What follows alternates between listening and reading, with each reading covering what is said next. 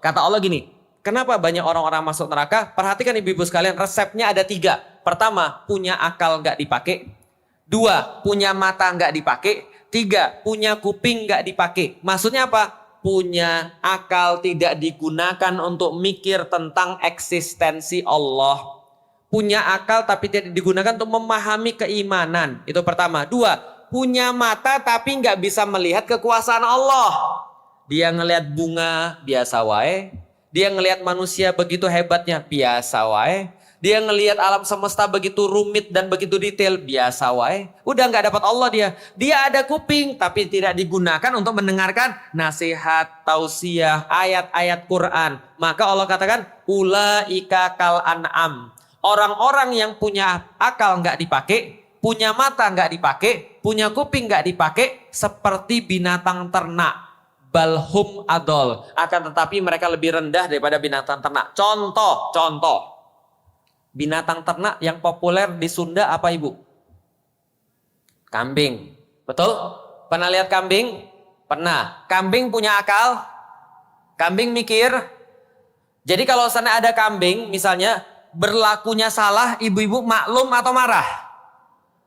Ada kambing ceritanya, misalnya ya, ini kambing masih kecil-kecil, tiap hari berantem terus. Apakah ibu marah? Udah diomongin berkali-kali, masih aja berantem.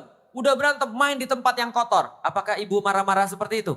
Enggak. Kenapa? Ya biarin aja, namanya juga kambing.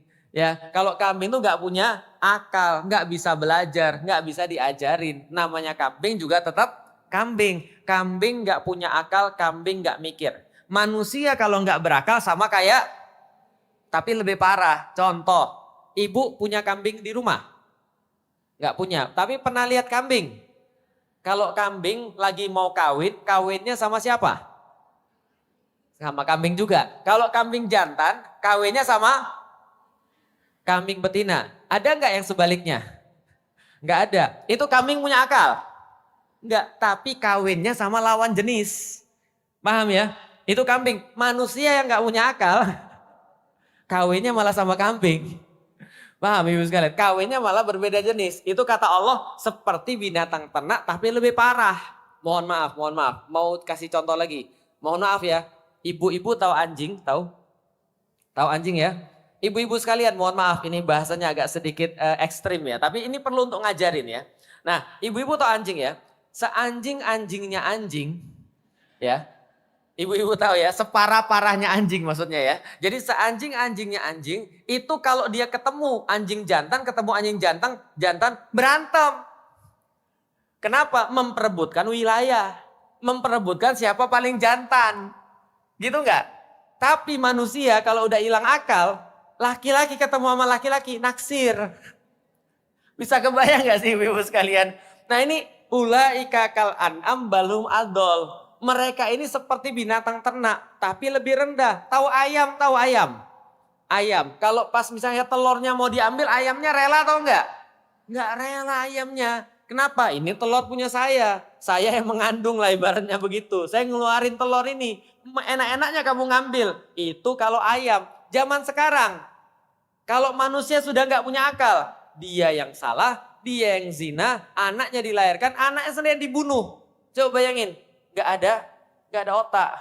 Yang namanya hewan ternak itu pasti yang namanya induk menyayangi anaknya. Anak itu respect sama induknya. Yang namanya singa saja, binatang yang buas dan bengis itu sayang sama anaknya. Dan anaknya main-main sama bapaknya, sama ibunya. Zaman sekarang kalau orang sudah nggak pakai akal ibu-ibu sekalian, minta beli motor ibunya. Nggak boleh, lapor polisi. Itu ada tuh kemarin di Sulawesi. Seorang anak ngelaporin ibunya ke polisi gara-gara ibunya nggak mau beliin motor. Untung polisinya masih baik. Digampar ini anaknya itu kan ya. Lah kenapa? Karena anaknya aneh. Ada lagi di tempat yang lain. Laporin ibunya karena ibunya berhutang pada anaknya. Saya bilang ini orang sudah nggak mikir kali ya. Sudah nggak punya otak kali ya. Kenapa? Karena kalau orang sudah nggak punya otak, pasti dia nggak bisa beriman. Kalau dia sudah nggak bisa berpikir, dia nggak bisa beriman. Maka orang-orang yang mau merusak Islam, mereka akan buat gimana caranya agar orang-orang muslim gak mikir. Ibu-ibu tahu khamar? Tahu khamar? Tahu. Khamar itu kata Rasulullah apa? Barang haram yang bisa merusak akal. Kata Rasulullah, ini tidak boleh. Salah satu yang paling besar, kerusakan yang diberikan oleh khamar adalah merusak akal. Maka orang itu kalau sudah rusak akalnya, itu susah untuk beriman. Bawaannya maksiat. Contoh, pernah dengar kisah dari Utsman bin Affan? Seorang khalifah yang ketiga, beliau pernah berkata gini, dulu pernah ada ahli ibadah, sudah ibadah puluhan tahun, ibadahnya profesional, keren luar biasa, 60 tahun ibadah. Bisa dibayangin ya, Felix Xiao baru sekitar 20 tahun masuk Islam, 22 tahun lah masuk Islam, enggak ding, 21 tahun lah masuk Islam. Masuk Islam 21 tahun, ibu-ibu sudah kira saya soleh? Belum. Ini orang 60 tahun ibadah. Ibadahnya lebih tinggi daripada orang-orang yang lain. Ketika dia sibuk ibadah, dia diganggu oleh seorang jin dalam bentuk perempuan. Perempuan ini ngundang ahli ibadah ini ke tempat dia, sampai ke rumahnya, dia tutup pintunya, maka di dalam rumah itu ada dia yang benar-benar ini jinnya seksi banget, berubah jadi manusia yang seksi banget. Ada dia yang seksi banget, ada anak kecil yang lagi nangis-nangis, sama ada khamar. Dia bilang, Bapak, bukan Bapak lah, Syekh nggak boleh pergi dari tempat ini kecuali melakukan salah satu maksiat yang ada. Satu pilihannya adalah minum khamar, 2 bunuh anak kecil, 3 berzina sama saya. Kalau ibu pilih yang mana, Bu? Kalau bapak-bapak kira-kira milih mana? Ya berzina lah, kan terpaksa, kan kapan lagi gitu ya. Oke. Ini Syekh tadi berpikir begini, kalau aku berzina ini kan dosa besar. Kalau aku bunuh anak kecil ini menghilangkan nyawa, ini pun dosa besar. Maka dia bilang, kayaknya sih yang paling safe itu aku minum khamar aja. Kayaknya aku masih kuat untuk tidak mabuk. Tapi itulah namanya setan. Setan itu menggoda manusia. Padahal harusnya bisa jadi dia nggak melakukan apapun sebenarnya. Tapi akhirnya dia milih khamar. Ketika dia milih khamar, hilang akalnya. Ketika sudah hilang akalnya, maka dia ngelihat cewek seksi, langsung dia berzina dengan cewek tersebut. Lalu ketika dia berzina, ini anak nangis-nangis, dia merasa terganggu, dia lalu bunuh anak itu. Oke, beli 1, dapat 3. Paham kira-kira maksudnya? Khamar adalah ibu daripada seluruh anak-anak yang namanya kriminal. Kalau Anda beli ibunya, Anda dapat anak-anaknya. Paham sampai di sini? Kalau orang sudah hilang akal, dia ibarat nggak punya rem. Kalau dia nggak punya rem, apapun dia lakukan. Makanan, jangankan yang halal, yang haram aja susah. Itu kata dia. Kalau sudah tidak punya akal. Ustadz, halal, yang haram aja sekarang orang berebut. Maka dia nggak pakai akal lagi. Mau halal, mau haram. Mau istri sendiri, mau istri orang. Sama. Kenapa? Karena sudah tidak punya akal. Sekarang yang mau saya kasih tahu ibu-ibu sekalian. Kalau orang pengen ngancurin satu peradaban. Kalau orang pengen ngancurin satu bangsa. Yang mereka lakukan gampang. Jual narkoba. Jual narkoba. Tapi lucunya di negeri kita ini. Banyak sekali lembaga-lembaga anti narkoba. Tapi ternyata makin banyak pula orang yang jualan. Bahkan gak jarang yang ketangkep jualan justru orang-orang yang harusnya nangkepin orang jualan. Paham ibu-ibu sekalian? Nah ini problematika, kenapa? Karena kalau mau ngerusak generasi, rusak aja, jualin aja narkoba. Hilang tuh semua, pada gak mikir. Ketika gak mikir, semua kriminal pasti yang terjadi. Coba lihat sama orang kriminal. Orang kriminal tuh banyaknya gak mikir lagi. Kenapa nggak mikir? Karena dia sudah minum minuman keras. Karena dia sudah makan narkoba. Masalahnya ibu-ibu sekalian, zaman sekarang ada yang lebih keras dan lebih kuat daripada narkoba. Dan itu adanya di HP. Ada yang tahu apa? Ada yang tahu apa? Pornografi. Maka kalau ada orang mau ngerusak satu peradaban, Nggak bisa pakai narkoba, pakai pornografi. Karena pornografi itu menurut penelitian 10 sampai 100 kali lebih kuat daripada narkoba. Jadi orang kecanduan pornografi itu lebih sulit hilangnya daripada orang kecanduan narkoba. Efeknya sama. Pertanyaannya zaman sekarang, anak-anak kita, masalah nggak dengan pornografi? Banyak. Makanya orang-orang di negeri ini lucu, koar-koar. Islam itu menyebabkan hate speech. Islam itu menyebabkan intoleransi, menyebabkan radikalisme, menyebabkan problematika masalah-masalah. Padahal yang dilakukan ustadz-ustadz itu apa? Anak-anak jangan nonton porno, anak-anak jangan minum khamar, jangan pergi yang aneh-aneh, hormatin orang tuamu, coba berbakti sama ibu dan bapakmu, masa depanmu harus lebih cerah. Itu sementara yang kemudian tadi hal-hal yang berbahaya, pornografi, hal yang berbahaya, khamar, malah dikasih izin. Betul. Kemarin ketika saya di TV ngamuk-ngamuk itu, masalah Holy Wings itu bukan masalah Holy Wingsnya. Kenapa? Masalah homernya itu. Lah masalah misalnya kasus-kasus tertentu itu kan cuma masalah apa ya? Cuma masalah merek doang. Tapi homernya bermasalah. Masalahnya adalah di Indonesia ini homer di bawah 5% masih boleh. Emang kalau gitu mabuk 5% boleh? Ini masalahnya. Mereka nggak tahu bahwasanya ketika jualan khamar itu nanti anak-anak ketika minum khamar hilang akalnya, itu biaya yang dikeluarkan untuk kriminalitas lebih tinggi lagi. Bisa dipahami Ibu sekalian? Gak usah di Indonesia lah. Di Inggris aja yang bukan muslim ya. Eropa itu bukan muslim Ibu-ibu sekalian. Mereka punya aturan, siapapun yang minum khamar gak boleh nyetir. Siapapun yang minum khamar gak boleh nyetir. Berarti mereka tahu dong kalau khamar itu buruk. Benar gak sih? Siapapun yang minum khamar gak boleh nyetir. Siapapun yang minum khamar gak boleh kerja. Tahu dong mereka kalau khamar itu buruk? Tahu. Tapi kenapa mereka tetap bolehin? Ya karena mereka bukan muslim.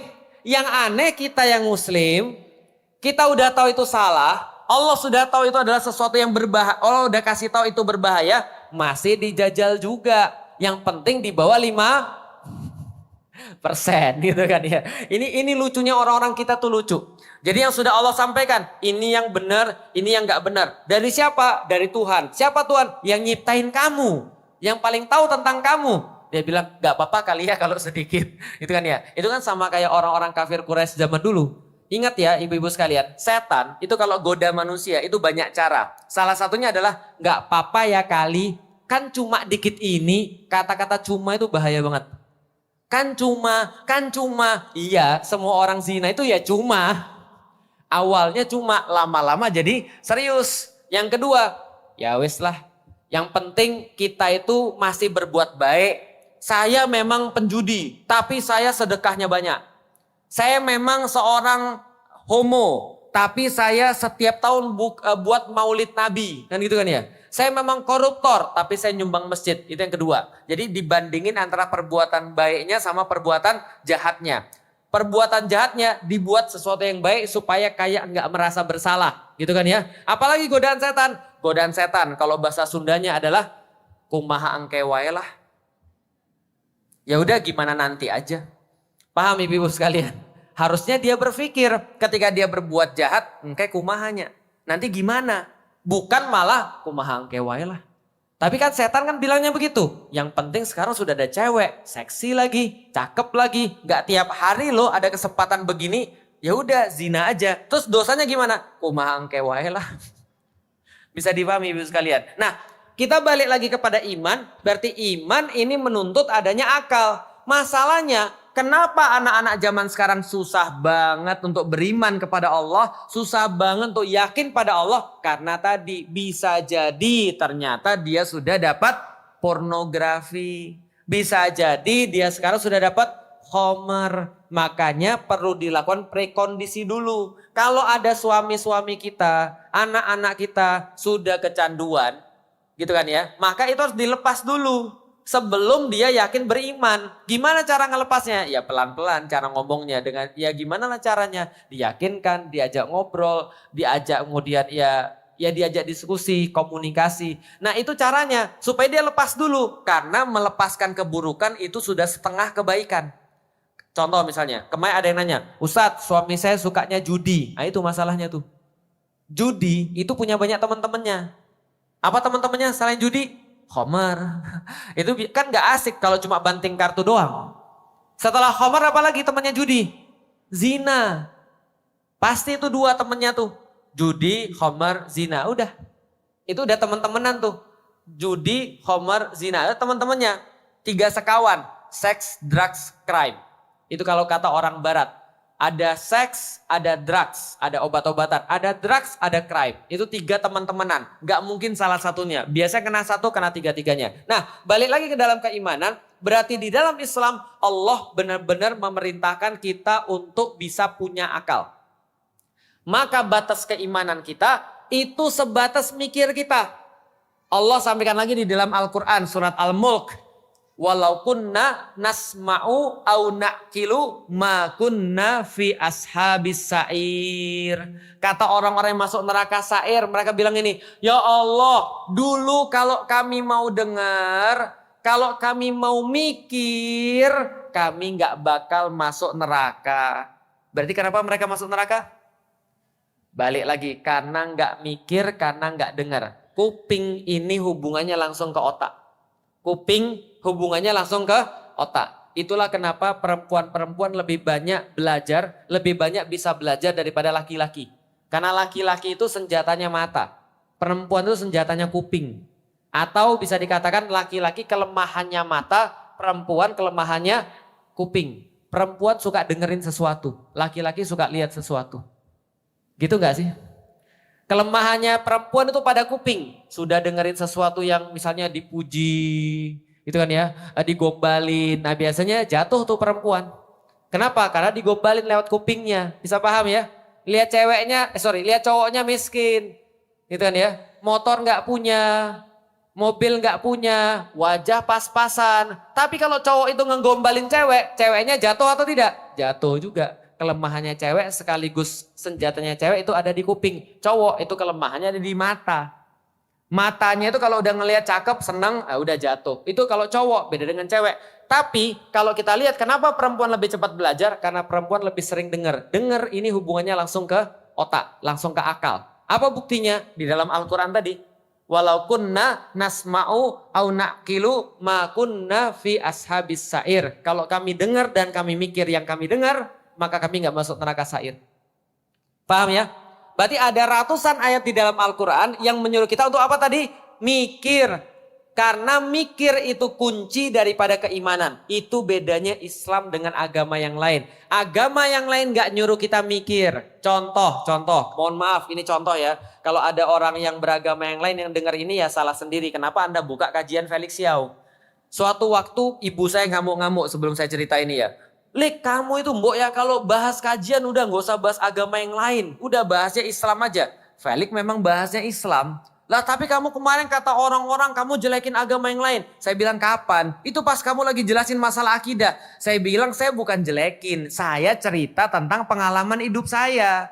Paham ibu sekalian? Ketika saya cerita tentang pengalaman hidup saya, lalu kemudian Anda tersinggung, itu salah Anda. Itu juga sama tuh. Ustadz Abdul Somad bilang bahwa misalnya di dalam salib ada jin. Kenapa dia ikut campur agama orang? Saya bilang kenapa kalian nonton?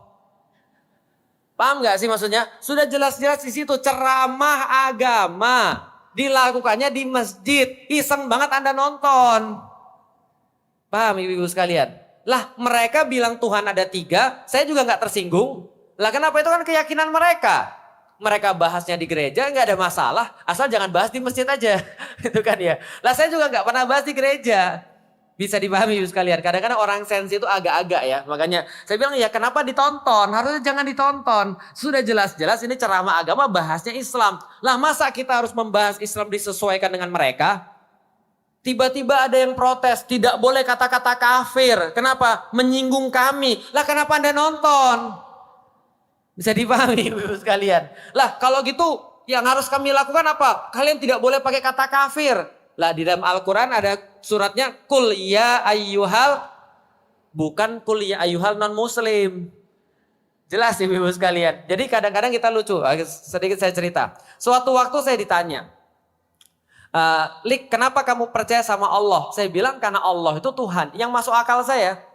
Kenapa? Karena di dalam Al-Quran setelah saya bicara, saya cerita yang kemarin, lalu saya dapat Tuhan saya Al-Quran. Lalu kemudian dia bilang, kenapa kamu ninggalin agama kamu yang lama? Saya bilang, karena kamu nanya saya jawab, karena nggak masuk akal. Misalnya kayak gimana yang nggak masuk akal? Saya cerita, Tuhan Yesus mati di kayu salib. Tuhan Yesus berkata, Eli Eli lama sabachthani. Tuhan Tuhan mengapa engkau meninggalkan aku? Padahal dia kan Tuhan. Kalau dia Tuhan kenapa nggak dia turun aja? Lalu kemudian, ya itu karena memang dia ingin menebus dosa manusia. Lah emang harus mati menebus dosa manusia? Ya tapi memang begitu. Nah itu nggak masuk akal saya. Dia bilang, Lik, ada banyak perkara-perkara yang memang tidak bisa masuk akal tapi bisa diimani dalam hati. Saya bilang, ya udah kalau gitu jangan ngomong sama saya.